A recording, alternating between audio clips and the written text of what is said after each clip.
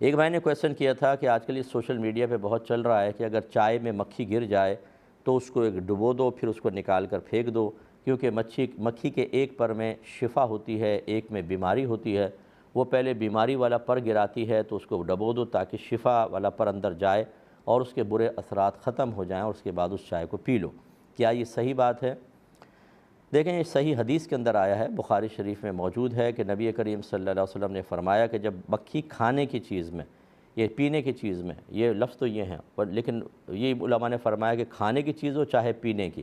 اس میں اگر مکھی گر جائے، باقی وہی حدیث کے الفاظ ہیں کہ اس کے دو پر میں ایک میں شفا ہوتی ہے، ایک میں بیماری ہوتی ہے۔ بعض نے اس کو دوسرے جہت سے دیکھا ہے کہ اصل میں مکھی گر جائے تو ایک تکبر سا پیدا ہوتا ہے، اس کے توڑ کے لیے اس کو اندر کر دو، یعنی اس کو تصوف کی نگاہ سے بھی دیکھا ہے۔ لیکن بہرحال ظاہری الفاظ تو حدیث پاک کی یہی ہیں، لیکن اس میں یہ ضرور ہے کہ نبی کریم صلی اللہ علیہ وسلم نے اگر یہ ارشاد فرمایا تو یہ ایک مشورے کے طور پر ہے، کوئی حکم شرع نہیں ہے۔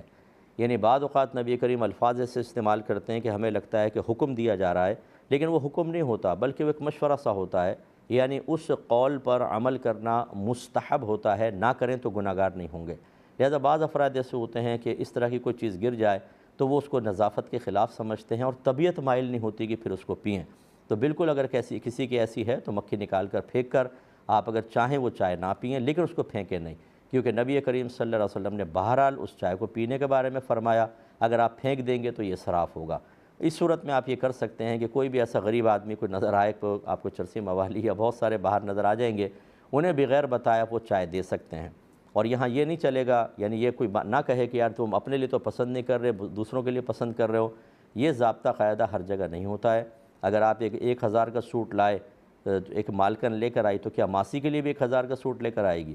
یا 1000 کا سوٹ لائی، ایک 400 روپے کا سوٹ ہے، ماسی کو دینا ہے، تو پھر کیا 1000 والا سوٹ اس کو دے دے اور 400 والا خود رکھے؟ کیونکہ جو اپنے لیے پسند کر رہی ہے اس کے لیے پسند کر رہی ہے، ہر جگہ ضابطہ نہیں چلتا ہے۔ لہٰذا اسراف سے بہتر یہ ہے کہ کسی اور کو دے دیں، اس کو تو پتہ نہیں وہ پی جائے گا، آپ کے لیے نہ اس میں کوئی گناہ کا پہلو ہے نہ کچھ، کیونکہ خود پی لیتے، یہ بھی سرکار نے ارشاد فرمایا، تو لہٰذا اس میں کوئی گناہ یا کراہت کا پہلو نہیں ہے، ضائع کرنے سے بہتر ہے کہ اس کو دے دیا جائے۔